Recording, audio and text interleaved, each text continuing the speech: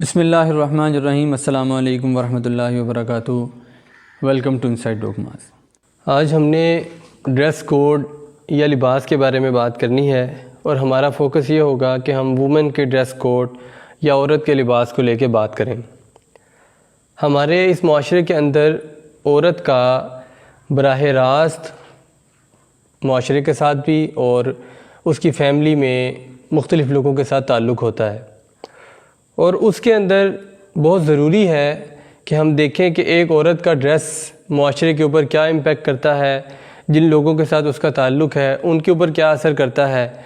अब अगर एक औरत किसी के साथ, किसी की बीवी है यानी उसका शौहर है या उसकी औलाद है या उसका बाप है, भाई है, या माशरे के साथ उसका इंटरेक्शन हो रहा है, तो डेफ़िनेटली उस औरत ने क्या ड्रेस पहना हुआ है, क्या लिबास पहना हुआ है, उसके ड्रेस के ऊपर उसका इम्पेक्ट ज़रूर होगा। माशरे का इम्पेक्ट, माशरे पे उसका इम्पेक्ट और माशरे का उस पर इम्पेक्ट ज़रूर होगा।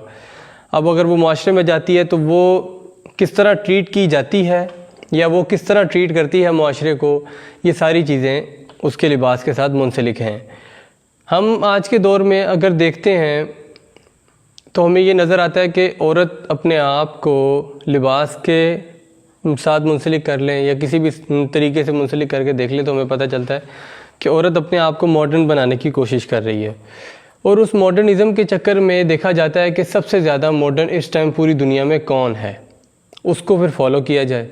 और बदकिस्मती से हम लोगों को फॉलो करने के लिए हॉलीवुड मिलता है क्योंकि वो सबसे ज़्यादा मॉडर्न है, और हमारे लिए जो कोड बन गए हैं सक्सेस के या कामयाबी के, उसके अंदर वो टॉप पे है। फिर हम उसको फॉलो करने की कोशिश करते हैं। और इंसान किसी को जब फॉलो करता है तो इसका मतलब ये होता है कि वो उसको अपने से बढ़तर समझ रहा है और अपने आप को कमतर समझ रहा है, उसको अपने से ज़्यादा सुपीरियर समझ रहा है और ख़ुद अपने आप को इन्फीरियर समझ रहा है, और इस वजह से उसको वो फॉलो करता है। चाहे वो एज ए इंडिविजुअल लेवल पे रह के बात कर ली जाए या बात कर ली जाए कि हमारा कल्चर कैसा है, कल्चर लेवल पे रह के बात कर ली जाए कि कल्चरली वो हमसे ज़्यादा बेहतर हैं, उनका लिबास हमसे ज़्यादा बेहतर है, उनका रिलीजन हमसे ज़्यादा बेहतर है। क्योंकि हम अगर अपने रिलीजन को फॉलो करेंगे तो हमारे रिलीजन ने हमें कुछ लिमिट्स दी हैं, हमारे मज़हब ने हमें कुछ लिमिट्स दी हैं कि आपने किस तरह का लिबास पहनना है और उस लिबास के अंदर क्या क्या चीज़ें डोमिनेंट होनी चाहिए और क्या क्या चीज़ें रिसेसिव होनी चाहिए। कि आपका सतर सबसे पहले ढांपा होना चाहिए। मर्द के लिए सतर की लिमिट अलग है, औरत के लिए सतर की लिमिट अलग है।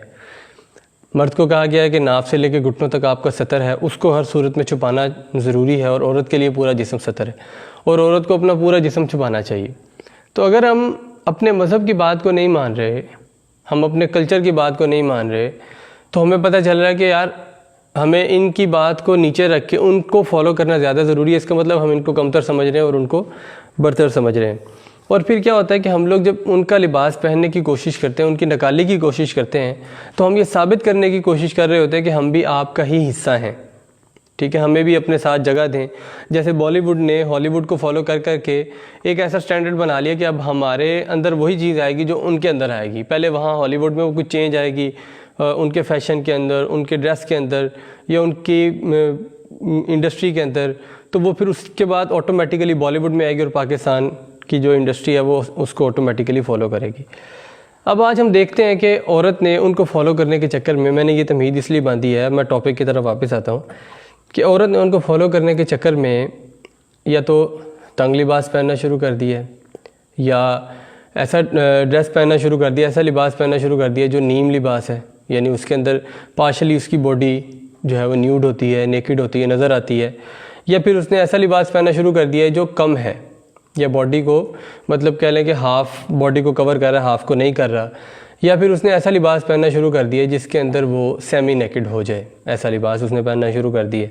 क्यों पहनना शुरू कर दिया उसकी मैं रीज़न्स ऊपर डिस्कस करके आ चुका हूँ। अब ऐसा क्यों हो रहा है, ये ऐसा लिबास पहनने की वजह से क्या हो रहा है?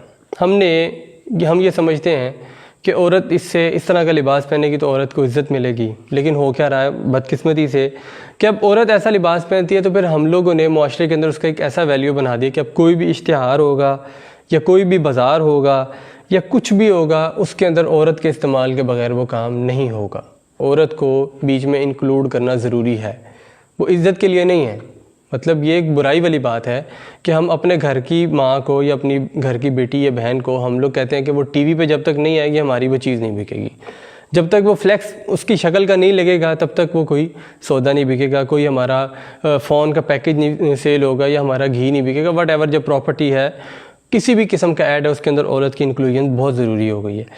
अब ये क्यों हो रहा है? क्योंकि हमारे माशरे की इंडस्ट्री का एक इम्पैक्ट होता है, और हमारी इंडस्ट्री भी जो हम पे इम्पैक्ट शो करवा रही है वो भी यही है कि अब जो ड्रामे होंगे, जो फिल्में होंगी, उसके अंदर भी दिखाया जाएगा कि जी औरत का ये रोल है, उसका ड्रेस कोड इस तरह का होना चाहिए और औरत की ये इज़्ज़त है। और मुआशरे के अंदर फिर उसी तरह से जब लोग फॉलो करते हैं उस चीज़ को, अब मोस्टली ड्रामों की बात कर लें तो औरत को या तो मोहब्बत हो रही है या तलाक हो रही है या इस तरह का कुछ हो रहा है, कोई कंस्ट्रक्टिव ड्रामाज नहीं बन रहे। और हमें मुआशरे में भी यही सिखाने को दिखाया जा रहा है कि जी यही कुछ मुआशरे में होता है, यही औरत की इज़्ज़त है और यही सब कुछ है। अब हमें ये सोचना चाहिए कि जो मैसेज हम लोगों को एक 40 या 35 एपिसोड्स देख के ड्रामे से मिल रहा है वो क्या है, और उससे औरत की क्या मॉरली वैल्यू हमारे मुआशरे को मिल रही है। अब ड्रामों के अंदर जो असबाक हैं, जो मॉरल्स मिल रहे हैं, उनको हम कंपेयर कर लें दूसरी कंट्रीज़ के साथ। हमारे ड्रामे जो मोस्टली 95% ड्रामाज हैं, उनसे जो इम्पैक्ट मिल रहा है वो यही है कि एक लड़का और एक लड़की और बाकी स्टोरी उनके गिर्द में रख के बनाई जाती है। और उसका फिर इम्पैक्ट भी क्या होता है कि माशरे के अंदर असरात, वो मैं आगे बात करूँगा, वो इम्पैक्ट्स क्या होते हैं। और अब दूसरी इंडस्ट्री को देखें, टर्की को देख लें, उन्होंने इर्तुगरुल बनाया, उन्होंने क्या मेंटालिटी बनाने की कोशिश की अपनी बच्चों के अंदर, अपने लोगों के अंदर, उनको क्या याद दिलाने की कोशिश की। अब दोनों को आपने, उनके दोनों को मॉरल्स को आपने सामने रख के कंपेयर कर लेना, ऑटोमेटिकली आपको पता चल जाएगा। अब देखें, इन ड्रामास की वजह से, इस सोशल मीडिया के प्लेटफॉर्म्स की वजह से जो हमारी एक्ट्रेसेस या हमारे लोग, हमारी औरतें आम जो पिक्चर्स शेयर करती हैं, उसकी वजह से क्या होता है, हर मैन के अंदर, हर आदमी के अंदर, हर इंसान के अंदर एक सेक्सुअल डिज़ायर है। वो सेक्सुअल डिज़ायर रफ्ता रफ्ता बढ़ना शुरू हो जाती है जब वो अपने लोगों को सेमी न्यूड देखता है, मतलब पार्शली न्यूड उनके ड्रेस के थ्रू उनको देखता है। फिर क्या होता है कि अब जैसे उसके अंदर वो डिज़ायर और बढ़ती है, और फिर इम्पैक्ट बाद में बात करते हैं, इम्पैक्ट क्या होते हैं, उसकी वजह से क्या होता है, फिर वो आगे सेमी न्यूडिटी की बजाय न्यूडिटी की तरफ बढ़ता है। फिर जो इंडस्ट्री जो न्यूड्स दिखा रही है औरत के, उसको प्रमोशन मिलती है। और आज देखें, ऐसी जो फिल्म्स हैं वो टॉप ऑफ द लिस्ट हैं।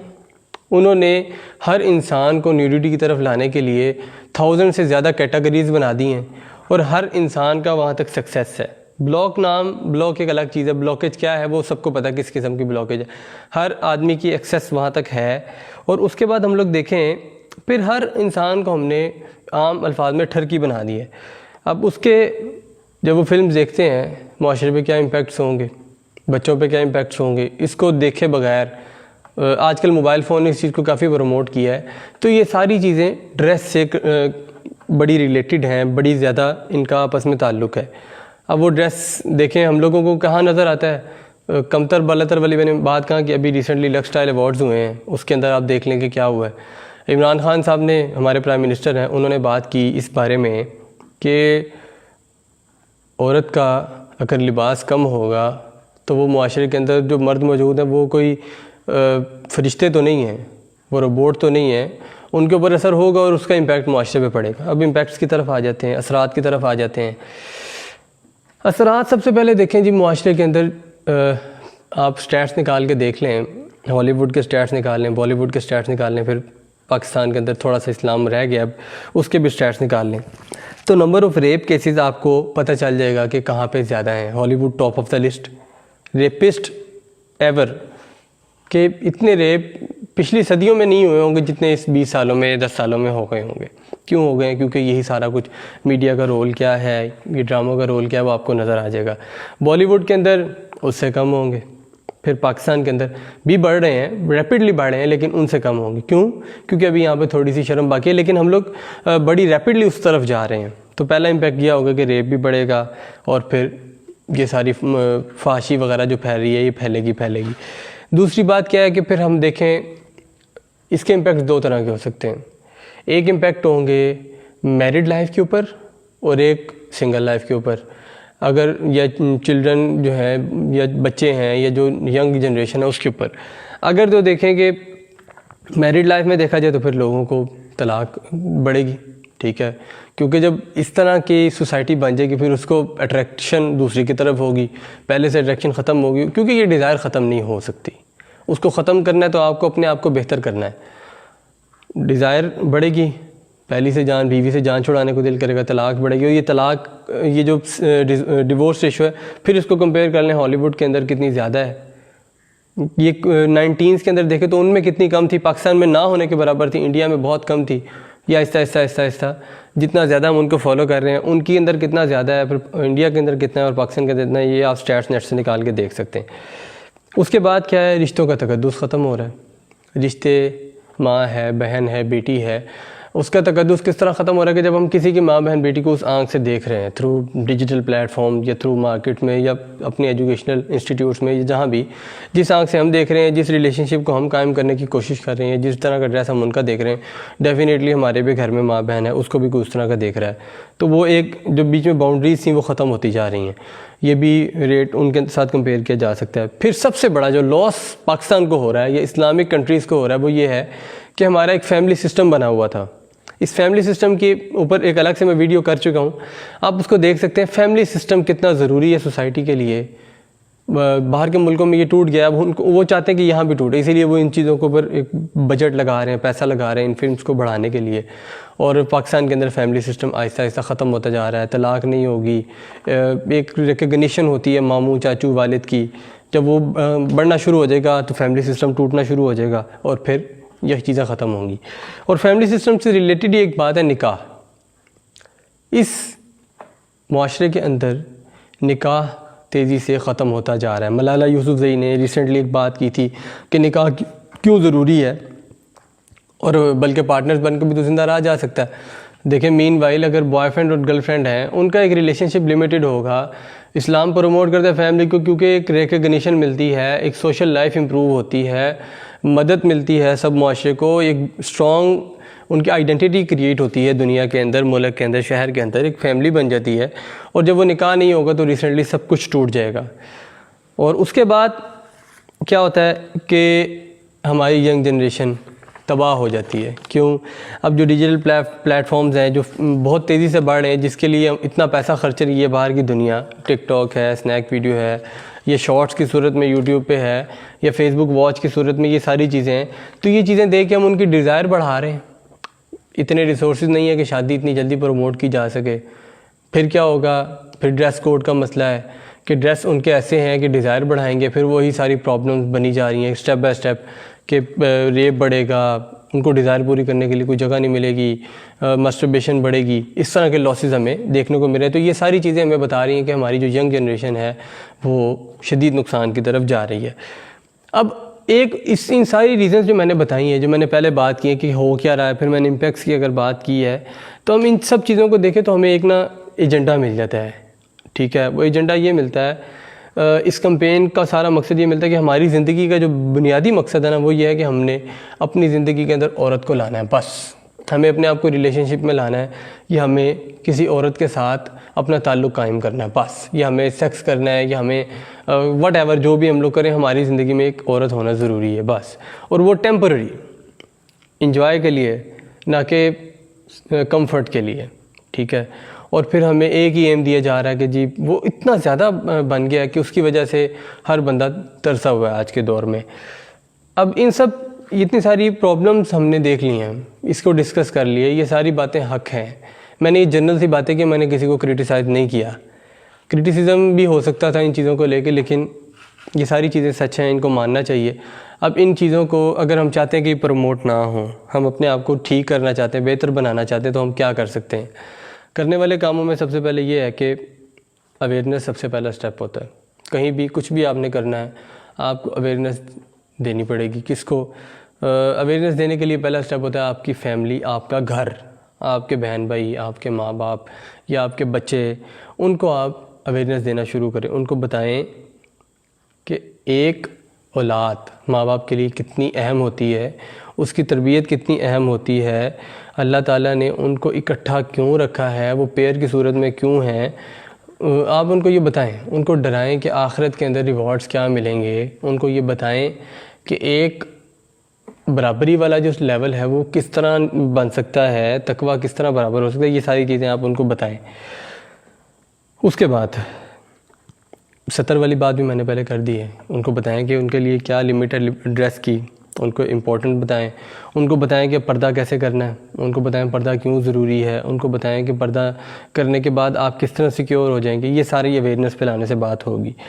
शर्म दिलानी पड़ेगी, हया का दर्स देना पड़ेगा, उनको बताना पड़ेगा कि किसी की बेटी की इज़्ज़त कैसे करनी है, किसी की माँ की इज़्ज़त कैसे करनी है। किसी की माँ की या बीवी की इज़्ज़त करवाना सिखाएंगे तो कोई उनकी माँ बहन बेटी की इज़्ज़त करेगा। ये तो एक मकाफ़ात अमल है।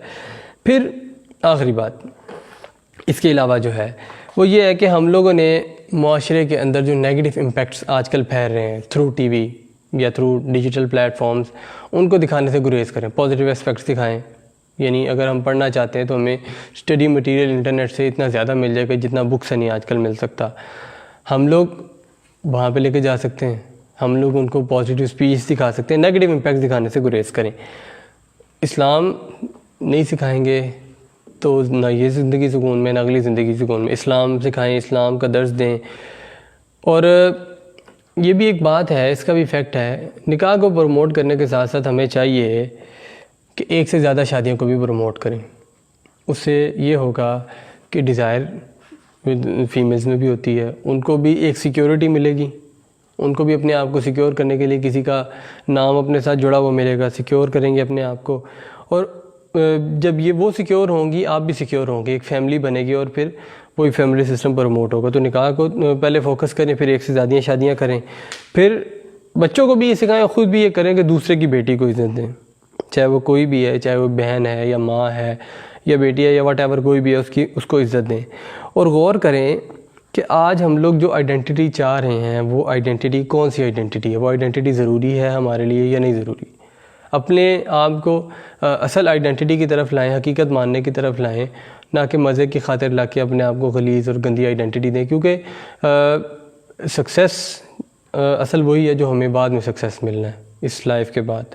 ये 40-50 साल की जो ज़िंदगी रह गई है, एवरेज 40 ईयर्स बन गई ज़िंदगी, इसके अंदर अपने आप की जो आइडेंटिटी हम बनाना चाह रहे हैं वो आइडेंटिटी बनाने से बच्चों को भी बचाएं और ख़ुद भी बचाएं। बस यही आज का मैसेज है। और एक बात याद रख लें कि जो इस्लाम ने हमें तालीमात दी हैं, ये मेरा फ़ाइनल मैसेज है, इस्लाम ने जो तालीमात हमें दी हैं तो ये जान लें कि इस्लाम को अपने आप को बचाने के लिए या महफूज करने के लिए आपकी ज़रूरत बिल्कुल भी नहीं है। आपको अपने आप को सिक्योर करने के लिए इस्लाम की ज़रूरत है। इस्लाम का शेड आपको चाहिए, इस्लाम को आपका शेड नहीं चाहिए। इस्लाम की हिफाजत अल्लाह पाक कर रहे हैं, अल्लाह सुब्हानहू व तआला ने उनकी ज़िम्मेदारी ली है, चाहे वो कुरान करीम है या हदीस मुबारक हैं, ये सुन्नतें हैं या वट जो भी है, उसको कोई नुकसान नहीं पहुंचा सकता। आप उनकी हिफाजत नहीं कर सकते, ना आपको करनी चाहिए। आपने अपने आप की हिफाजत करनी है तो आपको इस्लाम चाहिए। आपने अगर अपनी इज़्ज़त करवानी है या आपने जो कुछ भी करवाना है।